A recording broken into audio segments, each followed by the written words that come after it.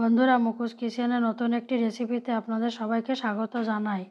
দেখুন এখানে এনেছি সজনের ফুল। এটা উপকারিতা সবাই জানে। এটাকে এই গরম আর এই যে ঠান্ডার মাঝখানের স্থানটাতে এখানে রোগের প্রকোপটা বেশি, এই জন্য এটা এই সময় খেলে শরীরের পক্ষে খুব ভালো। তাই এইটাকে এরকম এই সজনের ফুলটা কিভাবে আমি ভাজি করি সেইটাকে ভেজে গরম ভাতের সঙ্গে খেলে খুব উপকারিতা এইটা আপনাদেরকে আমি দেখাবো। এখানে কড়াইতে 2 চামচ তেল দিয়েছে আর এর মধ্যে আমি জিরে দিয়ে দেবো। জিরে আর একটা লঙ্কা এখানে ছিঁড়ে রেখেছি, এই লঙ্কাটার মধ্যে দিয়ে দেবো। এটা ভালো করে ধুয়ে নিয়েছি, এটাকে আমি এটার মধ্যে দিয়ে দেবো। এটার মধ্যে দিয়ে পরিমাণ মতো নুন হলুদ দিয়ে এটাকে আমি বানাবো।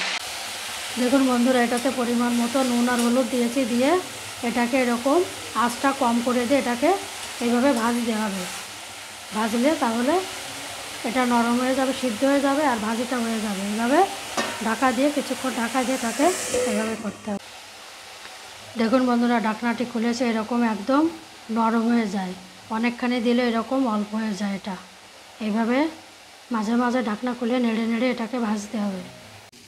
দেখুন বন্ধুরা, ভাজিটি হয়ে গেছে। এখন এটাকে আমি নামিয়ে নেব। এরকম ভেজে আপনারা গরম ভাতের সঙ্গে এটাকে খেলে খুব উপকার। সেরকম ডাঁটাটায় যেরকম উপকার, সেরকম এই ফুলটাতে খুব উপকার। আপনারা এরকম করে জিরে ফোড়ন দিয়ে খাবেন, তাহলে খুব ভালো, এটাতে শরীরের পক্ষে ভালো হবে।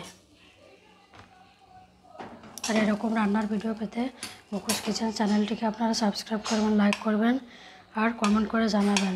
ভালো থাকবেন বন্ধুরা।